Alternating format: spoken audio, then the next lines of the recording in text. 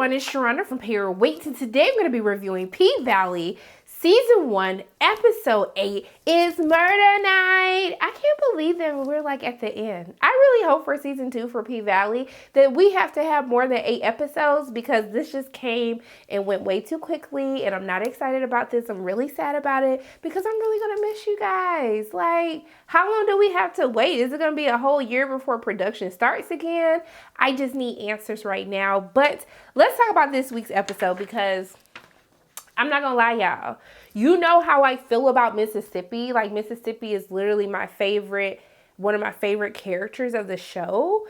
And I have to say, she let me down this week. She really let me down. And I don't even know if, like, I can get over this. I feel really betrayed. I feel hurt. Then she basically, how she dissed our baby daddy Diamond. I was just like, wow, this what we doing on the season finale. But we gonna get to that a little bit later. But first, let's go ahead and talk about Haley. So Haley's little raggedy, I thought baby daddy, but it's clarified in this week's episode that he was not Autumn's, which I see where she got her name, Autumn, her stage name, Autumn from, that was her child's name. So we find out that he actually is not the father that, I don't know who her dad was before, if the daddy is alive or not, but I need more answers on that in Season 2 as well. But we find out the episode picks up from where it left off in last week's episode. We saw that Mississippi and Murda, they were getting ready to take the stage in order to do the big performance because Murda had the agent or whatever, I think his name was Blue something child.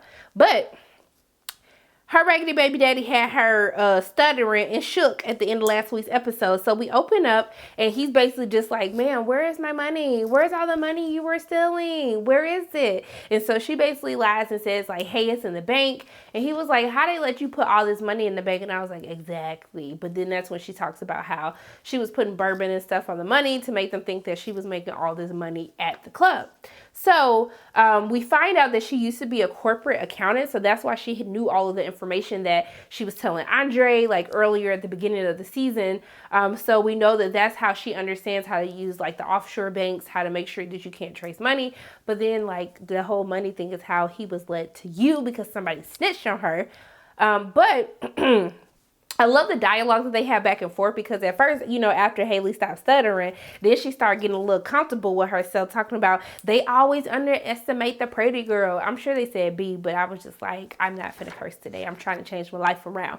So then he was talked about how like you pretty girls can always get away with murder. And then she was like, almost. And I was like, Haley, you are really bold. Like this man is not here to come and basically kill you and take his money. Chill out for a moment.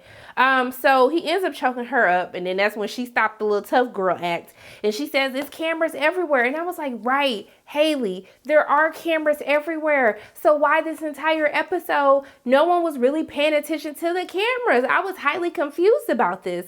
And so we see that Big L ends up looking at her on the camera talking about them yellow girls ain't got to do nothing hard, ain't got to never work hard. And I was like, I mean, Big L had a point because I was like, this little lap dance or something that you were supposed to be faking and giving him. I was just like, girl, like do a little bit better. And y'all noticed towards the middle of the episode, her and Mercedes looked like they was just twerked out. Like we ain't got nothing else to give in this little paradise room.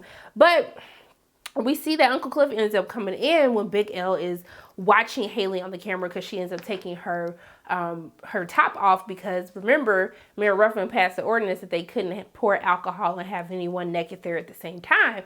So I was like, okay, somebody finna finally come and save Haley. But then Uncle Cliff tell Big L to take care of it, and Big L tell Diamond to take care of it, and then Diamond tell Big L that he can't do it, and so Big L about to do it. But then Duffy ended up texting him talking about the shipment is out back, and I was just like, wow, so y'all really finna let this girl die because ain't nobody want to do their job.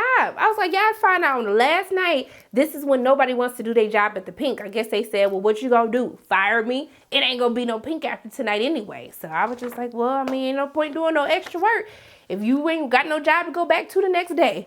But we see that Montavious, I think the dude's name is Montavious, and we also find out he's a part of a gang. He's a lieutenant in a gang. He ends up telling her that Ade is the one who snitched on her, and basically he tells her that he killed Ade, but before he died, he told him about one of the transactions which led him to check Alicia in the first place, and how he found her. But of course, thank you, finally, Mercedes is the only one who knows what's up, so she basically did what I thought she was going to do. She comes in and tries to save her, but she just comes in with some champagne and then starts dancing with Haley, and I was just like, girl, like, what is happening? But I will give Mercedes the benefit of the doubt. She actually did try to go to tell Uncle Cliff and Big L, but nobody was in the room at the time for her to get a hold of, so she had to take matters into her own hands. So we see that he ends up being very disrespectful, and he pours the bottle. He's like, my glass empty, my bottle empty, and she was like, it's halfway full, and his raggedy behind pour all the champagne out like, I need more. And then that's when she kind of got an attitude. And she was just like, sir, for all that you're doing right now, you ain't making it rain. You ain't got no money. Like, I'm really confused as to what's happening in the first place anyway. So he hands Mercedes a stack of cash and basically tells her that she can leave. And then she was like, well, it's up to Haley to tell me if she want me to go. I guess she felt like she needed to do that because, you know, she tells her that so he knows that she understands what's up, like what's really going on. But then I was just like, so Haley tell her like, no, you can leave. And I was like, girl, what is you doing, boo? Like, what is going on right now? So she ends up breaking the bottle, trying to hit him. Then he get upset. He end up grabbing Mercedes, grabbing the bottle, and putting the thing to her neck, telling Haley like, go get my money. She was like, it's downstairs. He's like, I thought you said it was in the bank. So I'm thinking Haley finna go get her gun. The gun missing, of course. At first, I thought she was gonna go back to the office and try to tell Uncle Cliff, Diamond, get somebody and tell them what was happening. But no, she goes down to find her gun. I'm thinking like, okay, well, she finna go back and shoot him. Gun missing. So I'm like, obviously, I can't even call her Mississippi because it really breaks my heart. So I'm gonna have to call her KEYSHAWN for the sake of this review in my heart. KEYSHAWN, I'm assuming, took the gun. And we see that she ends up putting her clothes on. I'm like, hold up, boo-boo. Are you finna run? Are you putting clothes on so you can go beat his behind when you go back up in this paradise room? And she was really finna leave Mercedes. I was like, wow, Haley, that's what after all of this, like, that's what you was about to do? And even he told Mercedes, like, you know she's not coming back for you. Like, she only cares about herself. And then I'm just sitting here like, so you're upset because she didn't want to be with you because she left you. I mean, granted, yes, you are correct. She did shoot you. But I feel like he still wanted to be with her. Like, that's really what it was. His ego was shattered because she really left him. So I'm gonna have to put a pause on that for a moment. So we're gonna pause that real quick because we have some other people to talk about. And I was also, as much as I'm disappointed in Mercedes, I was very disappointed in Murder. Now I'm gonna give him props first because I said I'm not gonna be petty in 2020, but he did kill his set. He did a really great job. All the hard work, the coaching that KEYSHAWN gave him, like, it really paid off. And I thought that they are a great pair together on stage. But I love the first song that he did. And I was like, can y'all just go ahead and release this as a music video and then release it as a single so we can go ahead and support PValley and so they can go ahead and get on this Billboard chart at the same dang on time? I'm just saying, I think it would be a good idea if you guys actually did that. So he ends up doing his performance, and I thought it was so cute. He was getting choked up for a moment because everybody knew the words to his song. And I'm sure that has to be like the highest compliment as someone who's starting out is when they start performing their song and literally everyone in the crowd knows it. And they were like screaming it. They was feeling. I was just like, wow, look how far you didn't come, Lil Murda, from that raggedy stuff that Mercedes wouldn't even let you play in the club to now you doing your own performance and they know the words to your dang on song. I was like, you better get it. But also to that Mississippi song, it hits real hard too. Like that song went hard as well. But where he really, really, really broke my heart is when he's talking to this manager. So the manager comes in and we end up finding out later in the episode that the real reason that the manager even came in the first place was because he saw Mississippi on the video and he really wants to manage Mississippi. So they're having this conversation and then Uncle Cliff comes up and then essentially like Uncle Cliff put her hand on Murder's shoulder and then basically Lil Murda like brushed her off and I was like, wow, like that's what we doing. And then when the manager Blue Guap, when he was in up here talking smack about Uncle Cliff, I'm very happy that can't even call her that, KEYSHAWN basically came up and, you know, like held that down, like basically telling like, shut up, that's my boss. Don't be talking no smack about her, okay? Or we're gonna have a problem. I was like, thank you. But I was like, Murda, where were you? Where were you? I was just like, wow, wow, wow. Like we went from being under the stars in the car to you doing this mess. I was just like, this is a problem. So Uncle Cliff walks off, and clearly you can tell that Uncle Cliff is hurt by what actually just transpired. And so it's interesting because I thought it was funny before they make it back to the little VIP section to have this discussion. Essentially, this girl comes up, exposes her chest, like, can you sign my titties? And then Uncle Cliff had to shut that stuff down real quick. I was like, girl, what are you doing? Do people really be out here doing this? And I was just like, you know what? They probably do. So I'm just like, you know what? You wanted to shoot your shot. It didn't work out. You did what you had to do. But you know what? E for effort for even attempting to be that bold. So I do like that after Murda walks off to go really apologize to Uncle Cliff, I like that his current manager, like, he kind of tell him, like, what are you doing? Like, you sitting up here trying to get you all enamored with KEYSHAWN, and, like, I thought you were here for murder. And I thought that he had a point. He was like, yeah, like, I could find any rapper out here trying to do trap music, but she's a star. And when he was trying to hate on that Nike contract, I was like, hold on, wait a minute. Do you see the stuff that she does on that pole? Like, it takes athleticism to do that. And I thought they did a really great job of capturing the strength that Mississippi, I almost called her Mississippi again. KEYSHAWN, because she has to earn back her title of Mississippi. So I really think that they do a very fantastic job at how they shoot the pole scenes. The way that she was getting, I was like, I need to go ahead and get my pole up out the closet and dust it off and start back with my pole dancing classes. Because if y'all didn't know, your girl a beast on the pole. I had to stop doing pole classes because I started getting bigger. And I was like, I'm not going to lift all this weight on the pole. Like, y'all have to be kidding yourselves for a moment. So after all of this, Murda goes to apologize to Uncle Cliff. And I would have to say that Uncle Cliff was being a ride or die this episode, okay? Uncle Cliff was making sure that didn't nobody take Lil Murda coat. You saw how Uncle Cliff rolled up on them girls real quick, like, give me that coat back. I'm sitting up here trying to steal stuff that's not yours. But he goes to talk to Uncle Cliff. And Uncle Cliff, you could tell that, you know, she was really bothered by what happened, rightfully so. Like, this person was literally getting you out of your shell, making you feel comfortable that you can not only be in a relationship, but be in a relationship out in the open. And so Uncle Cliff lets Lil Murda raggedy behind in. And so, you know, I thought that Uncle Cliff rightfully so went off on him and basically said, like, you know what, you got to believe people when they show you who they are the first time. And it was like, as soon as you tasted like a little bit of fame, a little bit of success, like, you went straight back to Lil Murda, and, you know, Lil Marcus went all the way out the window. And so Uncle Cliff was basically just like, I'm done with you. You know, we're going to keep it Uncle Cliff and Lil Murda. Lil Marcus, I like Lil Marcus, but this isn't the Lil Marcus that's standing before me. And so basically you need to see your way out of that door. And then you could tell that Lil Murda was about to cry. But he basically walked away. And I was like, you're not going to fight for what's yours? Like, if you care about her, if you love her, like, fight for her.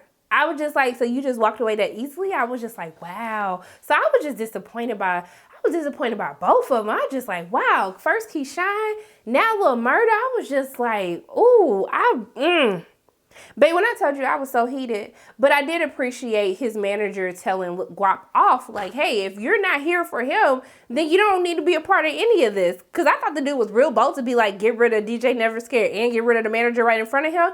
I was just like, wow, like, that's what we're doing. But he was speaking truth when he told him, like, you sit up here spending all your money trying to be this person with buying all this Versace and these chains and these grills and stuff like that, when you should be investing that money back into your music to make sure that you can get to where you need to be, and all the other stuff will come with it. But did y'all peep when he basically told him, like, he needed him to be about that life, like, needed him to be a real gangster? I was just like, sir, I thought he was just here to rap. Now he's supposed to be, like, a thug now. I was just really confused by that. But y'all let me know if you peeped that, or what are your feelings are about that in the comment section below. But I do want to talk about the Mercedes and the money. So we knew that she invited the coach, and I pretty much assumed, and my assumption was correct, that she invited him to ask him to invest the rest of the $10K that she needed for the gym. And so he told her, like, yeah, I can do that, but you have to be, like, I need to be, you know, part owner. And she was like, heck to the no. And so he was like, well, if you don't want to do that, then my previous offer stands. You need to come to Memphis. You know, I'm going to get you a condo, but I'm going to have the keys to that condo. And basically, you need to be, like, my side chick. And so she makes a comment like, does your wife know about it? He's like, my wife knows all about this. And I was like, on one hand, I want to believe, like, yeah, he probably did have this understanding with his wife. But then the other half of me still be like, nah, dude, you sitting up here lying. You know you didn't tell your wife about none of this. So she told him, like, she had to think about it because this starting to feel real expensive. And I was just like, yeah, like, I wouldn't have taken the deal. I honestly would have went back to Haley and been like, can I get that $10K? Because you're basically selling your body to him. Like, he was kissing all up on her and stuff. Like, and he felt like he deserved it. Like, if I'm giving you this $10K, then I own you. And at Mercedes, I think that you're definitely worth more than $10,000. So I hope that she doesn't go through with that, like, proposition that he had. But from how the episode leaves off and Mercedes is feeling really low, very down, I think that she's going to end up taking that offer. And I just don't think it's the best move. This is why when people be looking for these dudes who got money, I'd be like, for what? He basically owns you and he's going to treat you like that. So I was just like, I hope that she gets it together, but I'm pretty sure that she's probably going to end up taking him on his offer. But I guess we need to talk about why KEYSHAWN is going to be called KEYSHAWN until she can earn her title of Mississippi back. So we know that her raggedy baby daddy has been in the club. We know from last episode. So he's sitting up here watching her. And then he's kind of calling like, KEYSHAWN, KEYSHAWN. But when the manager said that he wanted to talk to both her and Lil Murda, she goes back to this section and acts like she doesn't hear him. So he ends up getting upset because he even comes and be like, KEYSHAWN, like, what's good? And then she was like, I said, wait a minute. And then when she cursed at him, she's like, I said, wait a effing minute. I was like, girl, now you know you finna be in danger and you are going to pay for how you tried to get heated with him. And of course, when she ends up going to find him, that's when he roughs her up. I was just like, Zach, so you really gonna rough her up in the middle of the club like this? Like, you just gonna be that bold? You just don't care? And then Diamond ends up seeing him. So after Uncle Cliff goes back into the office and sees that Mercedes and Haley are basically in the room giving this lap dance, he sends Diamond, Uncle Cliff calls Diamond and she tells him to go to the, it's a Code Red, but she couldn't get a hold of Diamond. She ended up taking the gun out of the bin and going up in there to handle it herself. But Diamond goes into the bathroom and he see little raggedy Zach Morris sitting up here taking a piss. And then they end up getting to fighting. Now, I ain't gonna lie. I was like, Diamond, beat his dang on behind, okay? Because he deserves every lick. Make sure he is bleeding. Make sure he can't walk. Make sure he can't talk. Make sure he can't wear them raggedy khakis no more, okay? I need you to make sure he don't wear them khakis no more. He can't wear them little raggedy boat shoes no more. I need you to make him suffer, okay? Because this is the whooping that I was waiting on, okay? So they end up fighting, but I ain't gonna lie. Zach Morris, he was holding his own. He was holding his own in the fight. So the fight ended up spilling over into the club. Then Diamond tried to pull for his gun. Then Zach Morris tried to stop him from pulling for the gun. They end up pulling the gun in the air. They shooting the shots. Everybody start running because you hear gunshots. You got to get the heck up out of there. You ain't got to look for danger. You trying to run away from the danger. And so then he ended up beating the brakes. When I say he was beating the brakes, I said beat his behind, okay? Beat the white up off of him. That's how bad I need you to beat him. I need him to be walking out there like he's a whole new color, okay? We need to discover a whole new race. We just gonna call them Red American, okay? That's what I needed you to beat him like. And so he was doing that, and I was like, yes, Daddy. Yes, Diamond, okay? And then you know what happened? So Gidget ended up running outside. Everybody running, and KEYSHAWN sitting outside looking like, what is going on? And she was like, Diamond and Zach Morris fighting. She didn't say Zach Morris. She said Derek, but I'm going to call him Zach Morris, a.k.a. Duh. So she running there. She got the little gun that she took from Haley's locker. And do you know that she told Diamond to stop? And then she pulled a gun on Diamond. I said, KEYSHAWN, are you serious? Did you see the look that Diamond gave her? Like, you raggedy heifer, like, you really sitting up here trying to defend him? Gonna pull a gun on me? You gonna pull a gun on him? Girl, you could have been getting that good loving, okay? That Drake wannabe loving, that get up in there loving, that I'm gonna take care of you and protect you loving. And you're gonna sit up there and defend this raggedy Zach Morris khaki wearing, ooh. And then y'all people, he called him a gutter N-word. I said, wow, we are really bold right now. I was just, my heart broke. Now, the woman in me, I do understand that there's a psychological hold that, you know, you have when you're in an abusive relationship. And so I'm trying to understand KEYSHAWN's decision making and the fact that she probably feels she has kids with him. But I was really heartbroken. I am still hurt. I am still angry. I am still mad, okay? I'm still mad. I'm still mad. But yes, but before anything can go any further, they hear the gunshots coming from the boom boom room, the paradise room with Mercedes and Haley. Uncle Cliff walks in. We hear a gunshot go off. Mercedes ended up stabbing him in the leg. But did you peep how raggedy he was when she brings the money back? Because she actually comes back to bring the money. And then she basically says that Autumn did. You haven't even asked about Autumn. And she said that Autumn is dead. And then he said, it serves you right. I said, wow, you should have shot him right then and there. That's when I would have shot him. Oh, you didn't have no gun. But you should have did something. I was just like, wow. The nerve, the audacity for you to say something like that for someone who's lost their daughter trying to run away from your raggedy behind. So the shots end up going off, and then Diamond's coming in to try to see what's going on, but 3 more shots go off. He sees the pool of blood kind of spill out from the door, and then we kind of just cut to the next day. Everybody bruised. Uncle Cliff got bruises. They go into the funeral. Grandma was cracking me up because I said, Grandma, you can barely see. Where was you driving to? Where were you about to drive to? I was just really confused. And so the funeral we see is actually the funeral to go to the auction, which I thought it was. Y'all was talking about somebody gonna die. I don't know if Haley Raggedy Pimp, aka Lieutenant Drug Gang Leader, I don't know if he's actually dead. I'm gonna assume he's dead because we saw the blood. But heck, Haley thought that she killed him before, so I don't know what the heck did happen to this man. He probably got 9 lives. I don't know what's gonna happen. But we see they end up going to the funeral, which is the auction of the pink. And I was like, Mayor Ruffin, where you get this little zoot suit, this little red zoot suit he had on? I was just like, sir, looking like he done walked up in K&G, bought one of they two for $49 suits. I was like, sir, they not paying you enough to get a better suit than this as mayor? So he goes to give his condolences to Grandma, and she basically told him to F you. And then they end up starting the auction. Andre, little raggedy behind, who the hotel clerk didn't need to do him like that in front of his wife, talking about, your husband had been here so long, he didn't read the Bible from beginning to end. I was just like, wow, you just gonna say that in front of his wife.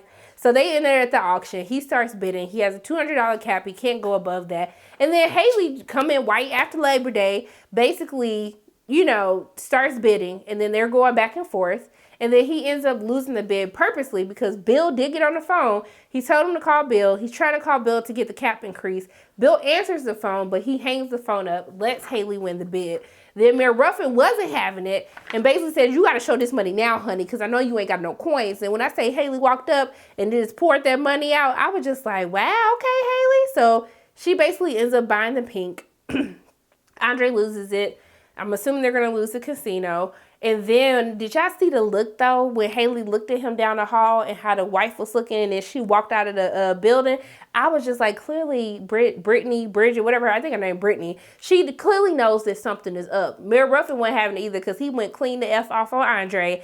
And now, you know, they're going to be partners. So Haley is the owner, but her and Uncle Cliff are going to be partners. I'm sure they're going to, like, clash and, you know, butt heads, like, in the season 2.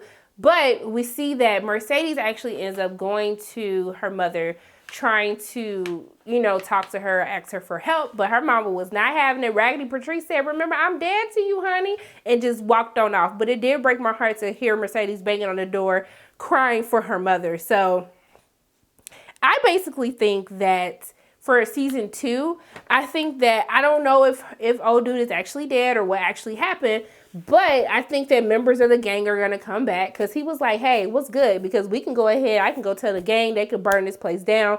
Like, don't try to run away.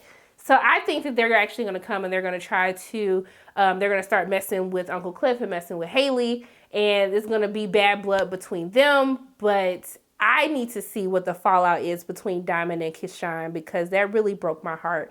It broke my heart also, too, that murder broke Uncle Cliff's heart. But, like, I'm just like, wow, my mind is blown. But I will say this is a very fantastic season finale. There's a lot going on, a lot happening, and they actually did a really great job of tying up a lot of loose ends, but still leaving a lot left to be wondered for season 2 to find out. I need to know who Haley's baby daddy is. Like, where is Autumn dad at? Is he still alive? Did the gang leader kill him? Like, what is the backstory between that? And I need to see this little gang that he was a part of. And I need to figure out if old dude is actually dead, you know, this time around, the second time around. I don't know exactly what's going to happen. But I'm interested to see what happens with Mercedes. And, you know, the fact that she's going to have to go back to dancing, and if she's going to take the proposition from the coach, because I don't think it's a good idea. But I think because her mother has actually abandoned her, I think that she's actually going to take him up on that offer. So I need to see what that actually looks like. But yeah, I thought it was a fantastic episode. I hope that we do get to see more of Diamond in season 2. Because I think he's a character that everyone really likes. I like him. I really enjoy him. And he's not bad to look at all. Hey, Zaddy. But I hope that we get to see a lot more of him. Interested to see where Lil Murda's arc is going to go. And, you know, how the relationship between Murda and Cliff, how is that going to play out? Is he going to decide to be out in the open? How is that going to affect his career? I'd be very interested to find out. But yeah, like, I'm really sad that, like, it's over. I can't believe that this is, like, the last episode and we're totally done with this season. But I'm happy that it's been renewed for season 2. I do want more episodes. But yeah, like, I'm going to miss you guys so much. So much. I'm going to miss y'all. And you know what? Maybe I'll lose weight in between season 2. And, you know, I can brush up on my pole skills. And maybe, like, I could audition to be an extra or something in the background. Because your girl took 4 years of pole. So what's good? I'm just saying, if somebody is watching, hook your girl up. But yeah, those are pretty much my thoughts on PValley Season 1, Episode 8, Murder Night. As always, my name is Sharana from Payroll Waits, and if you like what you saw today, make sure you hit the like button, hit subscribe, share this video with your friends, and make sure you hit the notification bell. And I love you guys 3000, and until I see you again, bye.